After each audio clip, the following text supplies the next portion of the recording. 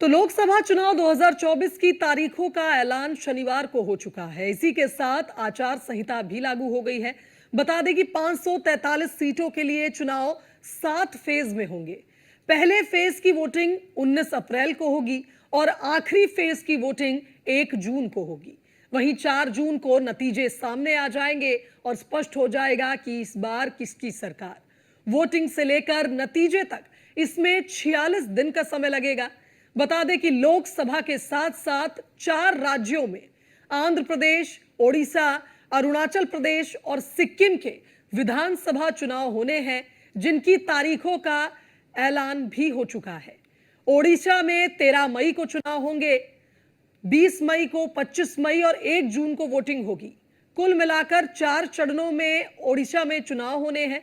इसके अलावा बाकी के जो 3 राज्य हैं, उनमें एक फेज में ही चुनाव होंगे। अरुणाचल प्रदेश और सिक्किम में जहां 19 अप्रैल को वोट डाले जाएंगे, तो वहीं आंध्र प्रदेश में 13 मई को वोट डाले जाएंगे। तो चुनावी तारीखों का ऐलान हो चुका है। 19 अप्रैल से 1 जून तक वोटिंग होगी और 4 जून का वो दिन होगा जब यह संग्राम समाप्त होगा और नतीजे सामने होंगे। इलेक्शन कमीशन ने कल प्रेस कॉन्फ्रेंस कर तारीखों का ऐलान किया था। लोकसभा चुनाव के अलावा 4 राज्यों में विधानसभा चुनाव होने हैं, जिनकी तारीखों का भी ऐलान किया गया।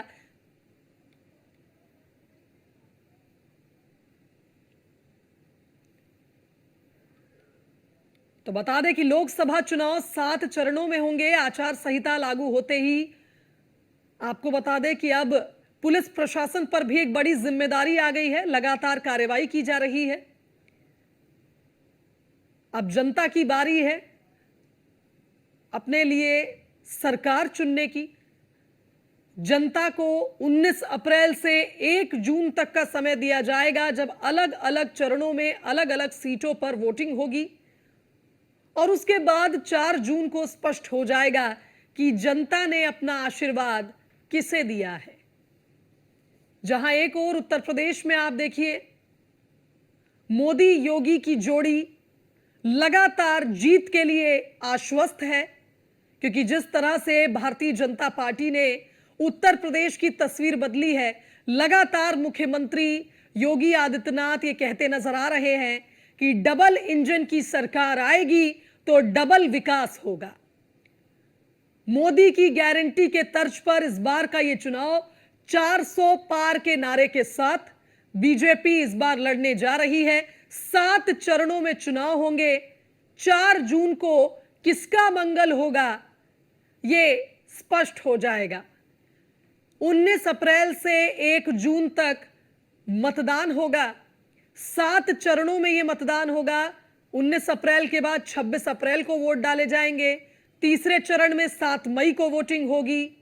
इसके अलावा आप देखिए, चौथे चरण की बात करें तो 13 मई को वोटिंग होगी और उसके बाद 5वां चरण आएगा जब 20 मई को वोटिंग की जाएगी।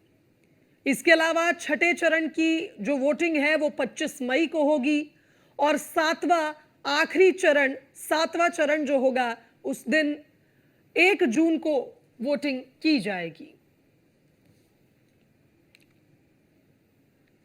543 सीटों पर अलग अलग चरणों में वोटिंग होगी। चुनाव आयोग ने कल प्रेस कॉन्फ्रेंस कर तारीखों का ऐलान किया। साथ ही साथ यह भी निर्देशित किया है कि धन बल और जन बल का इस्तेमाल इस बार के चुनाव में नहीं होगा। चलिए, इस खबर पर हमारे साथ संवाददाता मनीष मिश्रा लाइव जुड़ गए, उनका रुख कर लेते हैं। मनीष, चुनावी हुंकार भरती हुई सभी पार्टियां अब नजर आएंगी, क्योंकि तारीखों का ऐलान हो चुका है और अब जब 7 चरणों में चुनाव के लिए मतदान होंगे, उसके बाद 4 जून का वो दिन होगा जब पता चल जाएगा कि अब की बार किसकी सरकार।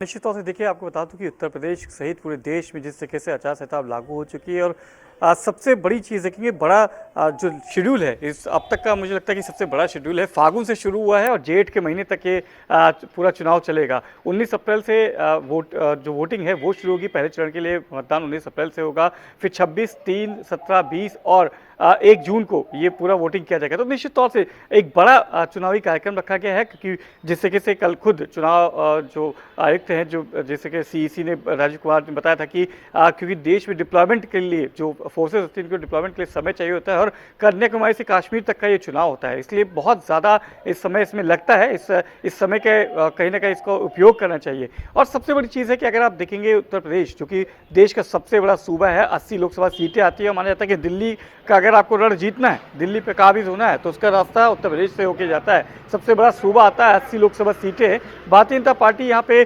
डबल इंजन की सरकार के साथ अपने दम भरते हुए भी नजर आ रही है। और सबसे इंपॉर्टेंट है कि पहले चरण से लेकर आखिरी चरण तक, पश्चिमी उत्तर प्रदेश के सहारनपुर से लेकर वाराणसी, जहां पे प्रधानमंत्री नरेंद्र मोदी खुद चुनाव लड़ते हुए नजर आएंगे, वहां तक ये चुनाव शुरू होगा। 19 अप्रैल से लेकर 1 जून तक यहाँ पे पूरा आपको मतदान करते हुए देखेंगे लोग। और 4 जून को, जिस तरीके से आपने कहा कि अब की बार किसकी सरकार, जिस पर से पर्दा उठ जाएगा 4 जून को। हालांकि भारतीय जनता पार्टी की बात करेंगे तो कहीं ना कहीं ड्राइविंग सीट पे जरूर मोड पे है, कहीं ना कहीं एग्रेसिव मूड पे स्ट्रेटेजी के साथ काम करती हुई नजर आ रही है। जरूर आप देखेंगे कि जिस तरीके से भारतीय जनता पार्टी की मोदी सरकार ने कह रखा है, 400 पार का नारा किया है, उत्तर प्रदेश में 80 लोकसभा सीटों को जीतने का दावा करती होती है नजर आ रही है। देखना होगा कि इंडी गठबंधन की जो पूरी विपक्षी पार्टियां हैं, वो कितना इसको, भारतीय जनता पार्टी का 400 का जो रथ है, उसको कहां तक रोकने में कामयाबी पाती हैं। हालांकि जिस तरीके से अगर आप बात करेंगे कि चाहे विपक्षी नेताओं की बात करेंगे, चाहे भारतीय जनता पार्टी सिंगल चेहरे पे कर रही है, एक बार फिर से मोदी, प्रधानमंत्री मोदी का ही चेहरा होगा, प्रधानमंत्री मोदी के चेहरे पे चुनाव लड़ती हुई नजर आएगी। वही विपक्षी गठबंधन में सबसे बड़ी कमजोरियां जो है, ये कहा जाए कि अब चुनावी हुंकार भरने के लिए पार्टियां तैयार हैं और कहीं ना कहीं जो एक बड़ी चुनौती बन गई है इंडी गठबंधन के लिए बीजेपी, क्योंकि जिस तरह से वादे और मोदी की गारंटी का नारा है, देखना होगा क्या कुछ होता है। हरेंद्र दुबे हमारे संवाददाता गोरखपुर से हमारे साथ लाइव बने हुए हैं। हरेंद्र, योगी मोदी की जोड़ी की बात कर रहे थे, जय वीरू की जोड़ी से इस जोड़ी की तुलना की जा रही है। कितनी बड़ी काट यहां पर विपक्ष को चाहिए होगी इस जोड़ी को मात देने के लिए? चलिए, लगता है हरेंद्र से हमारा संपर्क नहीं हो पा रहा है। मनीष का रुख हम कर लेते हैं। मनीष, जिस तरह से आप जिक्र कर रहे थे कि इस बार बहुत बड़ी चुनौती होगी इंडी गठबंधन के लिए, क्योंकि बीजेपी जिस तरह से कई मुद्दों पर इस बार जनता को प्रभावित कर चुकी है, फिर चाहे राम मंदिर का वो मुद्दा हो, सीएए हो, और इसके अलावा हमने ये भी देखा है कहीं ना कहीं मोदी की गारंटी एक मजबूत नारा है बीजेपी का। किस तरह से यहां पर इंडी गठबंधन के लिए एक बड़ी चुनौती होगी आगामी चुनाव में जीत दर्ज करना और जनता का भरोसा जीतना? सबसे बड़ी चुनौती है कि इंडी गठबंधन के बाद सबसे बड़ी राष्ट्रीय पार्टी है कांग्रेस, उसका अस्तित्व नहीं है। उत्तर प्रदेश की बात करेंगे तो उसका कहीं अस्तित्व आपको दिखता है, उधर नज़र नहीं आता। आप चाहे उत्तर प्रदेश की बात कर लें, उत्तराखंड की बात कर लें, आप पश्चिम बंगाल की बात कर लें, बिहार की बात कर लें, मध्य प्रदेश की बात करेंगे, तो इतना बढ़िया परफॉर्मेंस रहा नहीं है। 2014 के बाद से अगर देखेंगे तो लगातार परफॉर्मेंस जो है वो कहीं ना गिरावट आती रही है कांग्रेस के लिए। तो ये सबसे बड़ा मुद्दा है कि जो राष्ट्रीय पार्टी है वो दूसरे राज्यों के जो राज्य हैं, उनकी जो क्षेत्रीय पार्टी है, उन पर कहीं ना कहीं निर्भर होती नजर आई है। ये कांग्रेस का हाशिया का कहीं ना कहीं दिखाता है कि किस तरीके से जो कांग्रेस पार्टी, एक राष्ट्रीय पार्टी, उसको जो दूसरी क्षेत्रीय दल हैं वो अपने यहाँ से पार्टियों में से उनको टिकट्स दे रहे हैं। आप उत्तर प्रदेश की बात करेंगे, समाजवादी पार्टी यहाँ पे आती है, उन्होंने कांग्रेस को 17 सीटें दी। 80 लोकसभा सीटों में एक राष्ट्रीय पार्टी अगर 17 सीटों पे लड़ेगी, उत्तर प्रदेश जैसे हिंदी भाषी क्षेत्र में जहाँ पे कांग्रेस का कभी गढ़ माना जाता था, तो वहाँ पे आप सोच सकते हैं किस तरीके से वहाँ पे जो इंडी गठबंधन का जो प्रमुख दल है कांग्रेस, उसकी क्या स्थिति है। पश्चिम बंगाल में दम भरते थे, हुंकार भरते थे, ममता बनर्जी के साथ मंच साझा करते थे, पर एक भी सीट नहीं दी गई है। हम बात करेंगे सही कहा आपने। और जिस तरह से देखिए, हम देख रहे थे लगातार प्रत्याशियों के चयन को भी लेकर इंडी गठबंधन काफी ज्यादा चिंतन मंथन कर रही थी। निश्चित ही देखना होगा कि इस बार क्या होता है। मनीषा बने रही हमारे साथ। हरेंद्र का हम रुख कर लेते हैं, एक बार फिर हमारे साथ वो जुड़ गए हैं। हरेंद्र, जिस तरह से गोरखपुर की बात हो रही थी, योगी मोदी जोड़ी की बात हो रही थी, कितनी बड़ी चुनौती विपक्ष के लिए इस बार ये चुनाव? देखिए, पूर्वांचल खासतौर से उत्तर प्रदेश का जो पूर्वी क्षेत्र है, यह योगी आदित्यनाथ का गढ़ पहले से रहा है और अब भी है।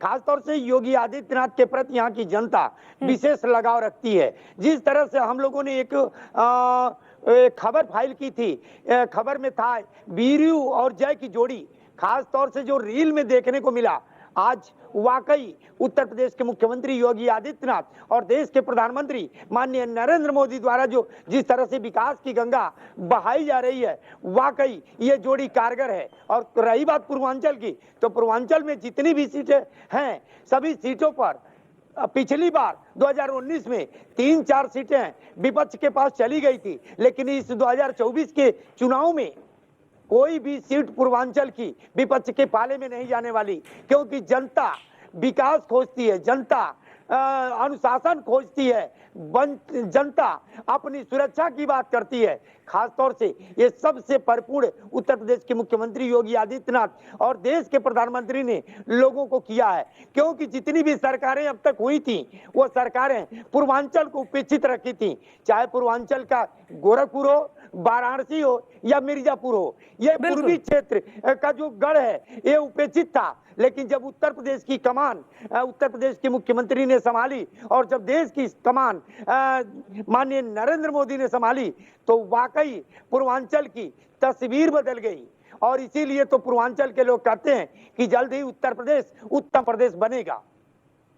बिल्कुल सही कहा, पूर्वांचल के लोग काफी ज्यादा प्रभावित हुए हैं जिस तरह से विकास की धारा बही है, और निश्चित ही देखना होगा कि इस बार के चुनाव में किस तरह से काठ ये विपक्ष ढूंढता है, क्योंकि मोदी की गारंटी एक बड़ा और मजबूत नारा है। बहुत शुक्रिया आप दोनों ही संवाददाताओं का हमारे साथ इस खबर पर जुड़ने के लिए और तमाम बातचीत के लिए।